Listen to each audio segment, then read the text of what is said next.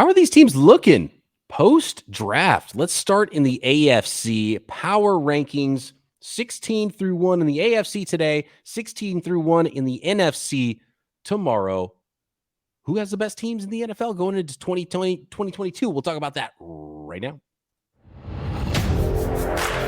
You're listening to the Peacock and Williamson NFL Show, your daily podcast on the National Football League, powered by the Locked On Podcast Network. Your team every day.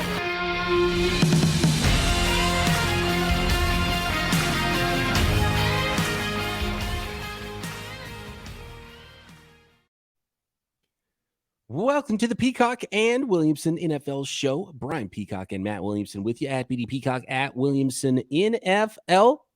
Thanks for making us your first listen here on the Locked On Podcast Network. We're talking power rankings, and we're not going to go 32 through 1. We will talk about where these teams all rank within the entire NFL, 1 through 32, but we're going to list them out by conference. So we're going to start with the AFC today, go 16 through 1 in the AFC. And I like this, Matt, when you shuffle them between conferences, you can really see where the strength and weaknesses are in each conference. And this is a top-heavy conference in the AFC.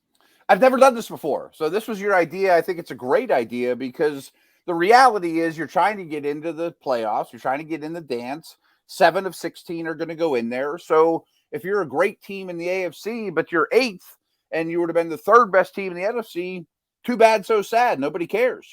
So I think this is an interesting way of doing it, of fighting the teams you're going to fight. And I'm not sure I've mentioned this, at least not lately, but for people that do power ranks, here's a suggestion I give you is break it into 8 different groups by division. Power rank each division, write them all down, put them on a spreadsheet, whatever your process is.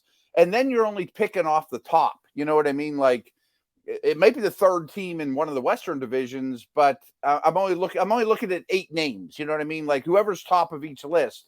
So it makes your life a little easier as opposed to looking at 32 teams going, who's next? So that's one way that I like to do this. But we're going to start AFC, right? AFC, yeah, I love that idea too. That really helps you sort of narrow it down. Yeah, and you know what you're picking from. You're only picking from 4 teams each time when you're throwing a new one out there, or 8 teams if you're doing the whole thing. Right. So you did this originally 1 through 32, but we're just starting in the AFC, and it is not the worst team in the NFL. You're going to have to tune in tomorrow to find out who Matt Williamson thinks is the worst team in the NFL and is the 32nd ranked team, and that is an NFC team because the team he has as the last in the AFC, 31 overall, but 16 in the conference, that is those Houston Texans. Yeah, and again, I mean, there's some trends here with, things that I talk about every year at this time. Folks, everyone's excited about their team. I mean, from draft until opening day, it's all good news. Everyone's going to be great. And frankly, 90% of the teams got better. But it's all going to be bad stuff going forward, mostly, for about 31 of these teams. And I look at Houston. We had a good conversation earlier this week, I guess it was yesterday, about, when we were talking about dynasty ranks, about just how awful they were running the ball on first down. I bet they get better at it. I bet Davis Mills is better in his 2nd year. There's actually some pieces on this team that I respect now. But does that mean they're better than 15 other AFC teams? Not yet, in my opinion. So this was a team that was picking 3rd in the NFL draft. So there's already 2 worse teams than them. And you talked about how they improved. So does that mean the teams that were behind them improved even more than they did? Yeah. I mean, like Jacksonville's next. They added more than Houston did. And I think Jacksonville had a massive addition by subtraction, getting their head coach out of there. I know that Houston made a coaching change, but I don't think it's nearly as significant as Jacksonville's. Like, I went back and watched, we should talk about this just for a second. I went back and watched more Trevor Lawrence tape recently, and it's amazing. He had to be the adult in the room. Like, the guys that he was playing with, especially late in the year, wouldn't line up right. You'd see, route combinations where 2 guys are in the same place, which never should happen. There was a time when 2 route runners ran into each other. Like Lawrence was like the veteran trying to tell these jokers what to do. Yeah, it's the odd situation where you have a great prospect that won a ton in college, probably wise beyond his years, being a very young prospect still. He comes in and he's got a head coach that is really in the way for a rookie. right. Like, I'm doing good stuff here, coach. Get out of the way. The fact that they have somebody as talented as Trevor Lawrence and the cards were stacked against him as a rookie, and there is some talent on that team now, both sides of the ball. You know, they've had the number one pick in both drafts. They had another one pick this year, and they've got some size. They've got some speed on defense. You've got some more weapons for him to throw to, some more people blocking for him, and a professional NFL coach to coach the whole thing. So you have to expect that they're a much better team here going into his sophomore year, where you always see the biggest jump in any NFL prospect usually is from year 1 to year 2. Yeah, and Rome wasn't built in a day. I mean, I think that changing the culture in Jacksonville that's been poor for a long time isn't going to be easy. But I guess here's my question to you. I mean, I think it's pretty clear that these are the bottom 2 teams in the AFC on, middle of March or late March here. Would you have Houston last? Yes, I would. Okay. Yeah. But I like what they're doing. Again, there's optimism with all these teams. That's the fun part. But someone's got to be 32. Yeah. Sorry, Houston Texans fans. It was all fun. You got to have a lot of optimism in the draft and in free agency, and it was today. Yeah. It was today that Matt Williamson ruined it for you. It's all down until the next draft cycle. Sorry. And again, like, this next team's a perfect example. There's all sorts of optimism around the Jets, but are they better than any of these other teams we're about to mention? I have a hard time doing that right now. So, boy, I'm excited if I'm a Jets fan. I like their coach. I think their quarterback should take a step forward. There's all sorts of good stuff around them. But it's unfortunate for the Jets is that they did climb in your NFL rankings, but by doing this by conference, they just didn't climb anybody in the AFC because the 2 teams below them were already the teams below them last year. Picking 4th in the NFL draft were the New York Jets, but 26th overall. So they did climb over some NFC teams in your mind. Yeah. Like, we talk about tiers a lot when we do rankings. I think Jacksonville and Houston are in their own tier, but I think they're in a tier by themselves. But I think the Jets are in their own, they're straight out tier. Like, I don't know that these other teams we're going to get to have won a lot of games lately. They're established. They got, legit coaches that we like and things like that, where the Jets are still a lot of questions, but they could go either direction, So I thought they were firmly the 3rd worst team in the AFC too. Does that sound fair? Yeah, it does. Yeah, I think this next one is where we're going to start to have a lot of fun here in the AFC. And that team you have 13th in the entire conference is the New England Patriots. And Matt Williamson, when we're done with this, you're going to find out is not very high on the AFC East. Could it be? And I just saw a stat recently, and I didn't realize that the Patriots haven't won a playoff game since 2018, which was the second to last year Brady was there. So it's been a little while since Bill Belichick's won a playoff game, and the roster was in a pretty bad state for a while. And I think the roster still is in a pretty bad state. And unlike those 3 teams we just talked about, I don't know how much better the Patriots got this offseason. I think the roster's bad. I mean, I think Belichick is making chicken soup out of, chicken droppings here. I don't like their, I like their offseason less than I do probably all the teams we just mentioned. I think they could beat any team in the league and out-scheme them. And I am a Mac Jones believer, but is he close to his ceiling already? I think, again, I have a hard time talking about the Patriots because how much magic can Bill do? I mean, he won 7 games 2 years ago when the whole team opted out with COVID and Brady was in Tampa winning Super Bowls. That was amazing to me, but I don't think they're very good. The one thing that we have to recognize here, though, like we said with the Jets, and even more so. So we're going from the 14th to the 13th power ranked team in the AFC, but you went from 26th to 22nd now in the entire NFL. So you've got 9 teams worse than the Patriots in the NFL, but most of those are in the AFC or in the NFC, only 3 of those in the AFC. Right. I mean, if you told me the Patriots won 9 or even 10 games and got in the playoffs, I could understand it. I can write that story. But boy, I don't think they're that terrible to play against right now. Who are the good players? And I know there's a lot of Patriots fans that listen to this podcast. At Williamson NFL is where you can find Matt to yell at him. But I will say, look, 13th in the AFC, but 22nd overall. And I think if we did this through the whole NFL and we're counting up 32 through 22, you got into the, the 20s there, the the lower 20s. I think some Pats fans, even if they think they're going to be better, would be okay with that. So I just want to put it out there. It's 22 overall, but that means still only 13 in the AFC. We're going to check in on the AFC East again very soon, and we will get the top 12 teams, according to Matt Williamson, in the AFC heading into 2020 post-draft. But I want to let the folks out there know about RockAuto.com. This episode brought to you by Rock Auto. With the ever-increasing numbers of makes and models, pretty much impossible for your local chain store to stock all the parts you need. Why would you endure what you have to go through at a chain store too? When the guy's looking at a screen and you're talking to him about what you need and you don't know what they have in stock or what they're even looking at, and they're upcharging you 50, 100% for the same parts that you could get at rockauto.com.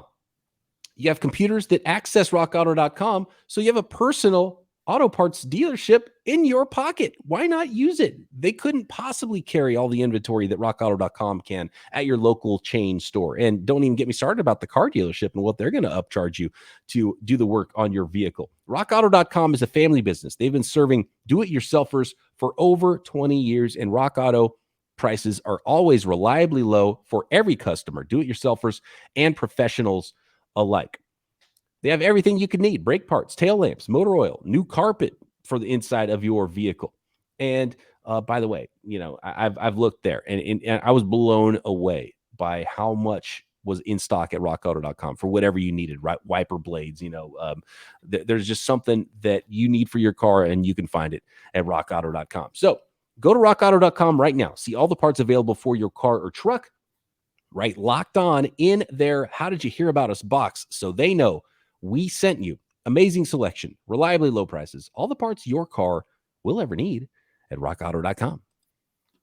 Thanks again, everybody, for making Locked On, for making the Peacock and Williamson show your very first listen. Tons of stuff going on in the Locked On Podcast Network, like the new Locked On Sports Today podcast, daily podcast covering the biggest sports stories, news, analysis, and opinion. Get it before anyone else with the Locked On Sports Today podcast. And don't forget, your team is covered right here on the Locked On Podcast Network. All right, Matt, we are on to the 12th team in the AFC on your power rankings, just one ahead of the Patriots in the AFC, just one ahead of the Patriots in the NFL, and just one ahead of the Patriots in the AFC East, and that is the Miami Dolphins. So basically, Matt, what you're telling me is the Buffalo Bills are going to run away with this division, because we've already heard from three in the five of the AFC. I do believe that it's going to be a while till their name comes up in Buffalo. We talk about tiers again. I think Houston and Jacksonville are by themselves. I think the Jets are by themselves. And because we went to break there, I probably would lump New England with these next couple teams that are going to be competitive. They're not going to be bad. There's a lot of optimism in Miami right now. Hey, they had a Tyreek Hill and Armstead, and I think that's great. But I also have questions. Is Tua able to take a step forward? Of course, there's a lot of quarterback questions with a lot of these teams. Zach Wilson. What if he takes a big step forward? Well, they would move up drastically in the power ranks. If Tua takes a big step forward, the big jump in the power ranks. The O-line should be better. I think the offensive scheme will be so much better. That was a tough offense to watch. But I would lump them in with the Patriots and these next two teams. The next two teams being, you have them all right in a row, too, in your NFL power rankings. Right. They're in a row in your AFC power rankings, which would be the same as your NFL power rankings. So there's a lot of NFC teams that were jumped here between, the Jets and the Jacksonville, the Jets, and then the Patriots. And then basically you have five in a row here. The AFC middle class is really good. This is like any of these teams. If you said this team is going to be drafting in the top 10, I could see it. Yeah. One little thing goes wrong. Right. If you said this team's going to be playing in the AFC Championship game, I would say, okay, I could see it. You have to squint a little bit with some of them. But so let's do it this way. You have them in a row ranked like this in your NFL and AFC power rankings. You have Cleveland 17 overall in the NFL, 8 overall in the NFL, or in the AFC, sorry. Yeah. 8, 9, 10, 11, 12, 13 in the AFC. Are 17, 18, 19, 20, 21, and 22 in the NFL. So these are tight. This is a group. This is a cluster. This is a tier. I'm going to ask you about your cluster busters, but I'm just going to rank them all out here. So at number 8 in the AFC, you have the Cleveland Browns. Then at 9, you have the Tennessee Titans. Then at 10, you have the Pittsburgh Steelers. At 11, you have the Las Vegas Raiders, 12 Miami, 13 New England. But all those are all in a row in the NFL as well. So not an NFC team in between Cleveland and New England. 6 in a row there. What was the cluster buster for you with those teams? It wasn't much. I mean, it was really hard. And I think you could take all those teams and shake them up in a bag and come out with a result that I could live with. Except I do think New England's last. I think the Steelers roster's much more talented than New England's. I mean, I think Vegas has a lot more star power than New England. Tennessee was the number 1 seed in the league in the AFC last year. And is Tannehill coming back to earth? I have some questions about their O-line. Missing AJ Brown really hurts. And we had a great conversation last week, with the Locked On, talking Browns, Locked On Browns. And I think they're the hardest team to rank in the league too. I mean, what's Watson? There's a lot of change there. Even if Watson plays a lot of games, it's an all new passing game. There's some defensive line questions I have there, but of all these teams, if you told me the Browns are playing in the AFC Championship game, to your earlier point, I could see that. If Watson's awesome and they catch fire that last month of the season and he fits in, look out. But they're really volatile. And this is based on like 6 games of Watson. How did you even? That's the thing. I have no idea. So I'm kind of putting them. I didn't know how to rank them. I mean, if I knew he wasn't going to, how I do power ranks is how good is the team right this second. Well, that applies during the regular season, but it doesn't when you're waiting for a suspension. That's massive like this. If I knew he's not on the team in week 1. If a suspension comes out and he's not on the team week 1, I would probably move the Browns down last of this group. It'd either be New England or Cleveland as the worst middle class team in the AFC. I would say that you almost have to, even in a best case scenario, pretend Watson's not playing for 4 games. Because of the suspension 1, but even if he played all the games, let's say, there's going to be some rust to knock off. He didn't play football last year. So what's that going to look like? New team, new environment, new everything. There's probably a lot of weight on his shoulders with this whole thing too. That's, who knows where his mind's at. So you can't expect Deshaun Watson that we last saw week 1 forward with the Browns. You can't that period, even if he played week 1. I don't think he's going to play week 1. So, I would look at the Browns and I'd say, okay, let's pretend 8 games of good Watson. Yeah. And go ahead. Sorry. Yeah. No, that's it. Yeah. Yeah. And again, these aren't predictions. These aren't my playoff picks. This is how good I think the team is right now. So I basically just cheated with them when I did my power ranks 1 to 32 and just stuck them right in the middle. Yeah, they are. I know some Titans fans are going to be mad at you going from 1 seed to not even a top half NFL team. Yeah, I mean, you're right, but that's a little harsh. They're 18th overall. I mean, they're a middle class team, which is good. Are they better than last year though? I don't think so. I mean, I guess Henry coming back might be enough to say, yeah, they're better than what we saw at the end, but I don't know. I mean, I have some concerns.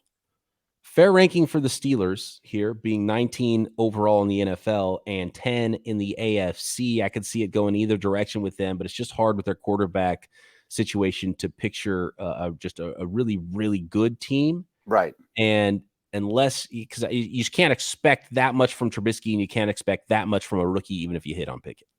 I bet there's some Vegas fans going, Williamson, your team's not better than ours. And I could see that point of view. I think there's a lot less holes with the Steelers in Vegas. And I've said this 8,000 times on my Steeler podcasts and radio stuff that, hey, Steeler fans, your team's not winning the Super Bowl, but you're not going to pick in the top 5 either to get one of these young quarterbacks. That's just life in Steeler land right now. And I would agree partially with those Raiders fans, except you nailed it. I was going to say the same thing. There's a lot more holes that are clear with the Raiders, but they've got high impact players at certain positions where if depth shows up for them in those holes, you could see how they could have a higher ceiling than the Steelers. Right. But if Leatherwood's a right tackle and we can't name more than 8 or 9 starters on offense, I mean, hey, if Derek Carr was a Steelers quarterback, they'd be, 7th or 8th on this team, Right. So, yeah. I mean, they're kind of the opposite of each other. We will move into the top 7 in the AFC. next, but I want to let the folks out there know about Built Bars. And if you hadn't had Built Bars yet, you got to check them out. They are the protein bar that tastes like a candy bar, and a flavor that sold out very quickly the first time it showed up. It is back again, and you're going to want to move fast if you want a box of brownie batter puffs. I know you love brownies, as I do, but what do you do when you bake brownies?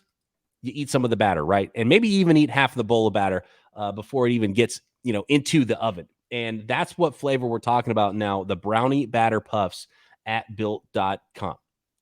And if you haven't had puffs yet, by the way, at Built, it's the first ever protein-infused marshmallow. So we're talking marshmallowy brownie batter goodness with the brownie batter puffs. And there's only 140 calories somehow in these that you're not going to find in brownies. 17 grams of protein and only 7 grams of sugar in the brownie batter puff. All the great flavors, some of the original flavors that I love there. Some of them as low as 130 calories, 150 calories with 16, 17 grams of protein. It's a good treat that you can feel good about reaching for. Oh, yeah, and most Built Bars are covered in 100% real chocolate, which is a huge difference maker. It's not some brown-colored sugary substance. It is 100% real chocolate and tasty, and you are going to love Built Bar Puffs. You're going to love brownie batter puffs. You're going to love all of the classic flavors of Built Bars like peanut butter, which is my favorite. And you can even get yourself a mixed box if you're not sure what flavor you want at Built.com and use promo code LOCKED15 to get 15% off your order. That is promo code LOCKED15 for 15% off at Built.com. Let's finish up the AFC side of your most recent post-draft power rankings, Matt. And we are now on number 7, which is the Indianapolis Colts. And we're talking about a playoff team now. So you got the Colts winning the AFC North if the season started and finished today. I do. I think they're a really solid team with a solid quarterback who is going to be in a much more solid situation than he was in Atlanta and is an upgrade over Wentz just in terms of decision-making, knowing where to go with the football. I'm going to dump it to Naheem Hines, pick up 8 yards, move the chains, live another day. Their defense was great at creating turnovers. That's probably not sustainable, but the way they're built, they probably will still do a decent job of that. Jonathan Taylor is going to be the first pick in fantasy drafts, and they have a good line, so solid. They did well and sort of accidentally landed on Matt Ryan somehow in the offseason. And I think it's a nice fit. And you got Pittman and you got the youngster Alec Pierce. You got some other weapons there on the outside. So if teams do they have enough at quarterback and on the wide receiver on the outside? If teams do come up, which they will, and try to stop the run first, what can they do over the top? What can they do? And Matt Ryan's a really good quarterback to get you in and out of those plays. Decide when at the line of scrimmage, when the right time to change to a run play or to throw the ball, play action, find the open man, and go play a winning brand of football. So a little bit more stability in the roster, I'd say, at the Colts. And if I had to pick today, and you only have a couple of spots over them in the AFC right now, but I would probably lean toward Indy by a hair over Tennessee. Yeah, I should have said this with Tennessee too. I think Vrabel's on the path of being one of those Peyton, Tomlin, Carroll type long-term strong coaches, and that to me has a lot of value with the Titans as well. It They're shows not up going to bottom out, And then at the end of the year, we're talking about the Titans. It's like, well, Titans are the 4 seed in the AFC, and they won their division again. And why are we betting against? Why does it keep happening? Right. No matter, just like it was with the Patriots sometimes, no matter what the roster really looks like, why are you betting so much against this head coach? You probably shouldn't be doing it. But I just, in this day and age, it's a little bit odd because I know they like to play defense, which is always going to be good. But, the run game first, Derrick Henry with an expensive quarterback now that seems like they're maybe starting to look ahead and look to the next guy. That dynamic, I'm not sold on that one. I know. I don't love their style of play as sustainable, greatness, but I like the makeup of the coach and the way that they're built in some ways. The rest of your AFC teams, Matt, are top 10 teams in the NFL. Coming in at number 6 in the AFC for 2022 post-draft is the Russell Wilson-led Denver Broncos. Real good team. Got the piece they needed. I don't think anyone's going to fight you on that. I'm not 100% certain that they got an elite quarterback. And I've said that a few times. I think they got a good one who has more warts than maybe some of us want to give him credit for lately. And the team that knew the most about him wasn't super reluctant to move on from him. I mean, I'm not saying Wilson's a bad player. He's not. He's great. I just don't know that he's the thing that's going to throw him over the edge. I think I said this last week. If they'd got Aaron Rodgers, they might have been one on this list. So they're good. I think they're a playoff team. They're a contender. They could certainly be in the AFC Championship game. And it's amazing because the Broncos and the Seahawks swapped quarterbacks. If indeed, and I still have some doubts, but if indeed Drew Lock ends up being the guy in Seattle, and there's just going to be so much fun there watching the season and watching the debate. Oh, was it Pete Carroll all along and not Russ? Or was Russ Wilson carrying Pete Carroll all along, right? And just seeing how the dynamic goes with those teams swapping quarterbacks. So that's going to be fun to watch there with tracking Denver and the Seattle Seahawks specifically. 100%. I think they're a very interesting team. Number 5 in the AFC, the Cincinnati Bengals, one spot ahead, both NFL and AFC rankings. In your overall rankings, you've got Baltimore and Cincinnati at 7 and 8. You got them 1 and 2 in the North, and you've got 4 and 5 here in the AFC. What was the separator to put Baltimore ahead of Cincy? Trust in the organization. One team I know knows how to win, and despite having historic amounts of injuries in Baltimore, still were very competitive until the last month of the season when they just couldn't keep it together with duct tape anymore. I think Cincy's learning those things, but I mean, Harbaugh versus Taylor to me isn't even a conversation at this stage. Cincy to me doesn't have many holes at all. They've had a very good offseason, but I also think this is going to sound wrong, but were they really one of the 4 best teams or 2 best teams in the league last year? I mean, they barely got by Tennessee. They barely got by the Raiders. They stayed remarkably healthy. And I'm stealing this from Football Outsiders. I mean, the plexiglass theory of teams that take 4 or 5 steps forward in 1 year, like Cincinnati did, almost always take a step back. Almost always. It just seems like it's due. And now you're on Monday night all the time, and you're not sneaking up on anybody, where the Ravens are very used to that. Cincinnati Bengals went to the Super Bowl in 2021 and got better, and Matt Williamson just throwing all kinds of disrespect at Cincinnati. Everybody got better. It's May. It's a great point about you have to. People are going to be sleeping on the Ravens. You have to throw out last year because of all the injuries. I mean, and you saw it the year before with my 49ers up close. Brutal, right? And you end up being a team that is within reach of trading up to number 3, the 49ers were. And then guess what? The next year, they're in the NFC Championship game. And the Baltimore Ravens were that team this year. They're picking in the middle of the first round. They went through as much adversity as you can with injuries for the most part for a season. They're going to come back strong, and they're going to be good. And I wouldn't be shocked if they're in the AFC Championship game this year. So, don't sleep on the Ravens. My favorite bet right now is Ravens to win the Super Bowl. I mean, you could get a pretty long odds, and it's a really good organization. And is any team going to get more out of their rookie class than the Ravens? I don't know. I doubt it. How about the Los Angeles Chargers? Did not make the playoffs last year. Matt Williamson has them all the way up into the number 3 team in the AFC. Is this just growth from young coach, young quarterback, or is it the pieces they added in the offseason? All the above. I thought about putting them 2 overall, to be honest with you, which would have been 2 in the AFC.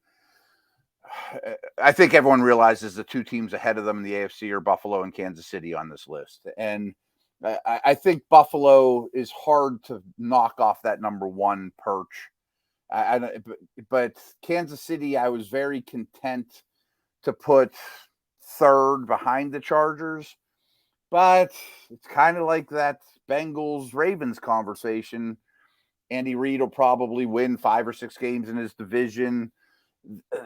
I don't want to put too much stock in draft, but I think the Chiefs' defense, which was really bad last year, got noticeably better through the draft and in the offseason. And I like the Chargers as well, but I think they're a little young. They're a little bit of the Bengals in this conversation, learning what they are. And I don't trust their coach as much as I do Andy Reid. Kansas City Chiefs, you have 2 in the AFC, 2 in the NFL. They improved on defense on paper. I got think so. worse on offense on paper, and I really think this is a delineation going into 2022. This is now mid-career Patrick Mahomes. It's his team. Yeah, No more Tyreek Hill. I don't even know how long Kelsey's going to be around there. And so sort of a retool. What's this team even going to look like? I'm not sure, but I'm pretty sure they're not going anywhere. And I just don't know where to put them. And so yeah. They're top 5. Are they 1? Are they 5? I don't know. They've been the king of this conference for a handful of years now, and I think they earned the respect to still be very much near the top. The Reed Mahomes combination, I don't want to say it's Brady Belichick, but it's pretty darn good. And now I think their offensive line's as good as any in the league, give or take. It's not like they're short on weapons. The defense is better. They know how to win. Awful place to play, things like that. And no shock at this point, number 1 is the Buffalo Bills. And I just hope that we can see Buffalo, Kansas City in the playoffs again. Yeah, exactly. I mean, the Bills will be a blast.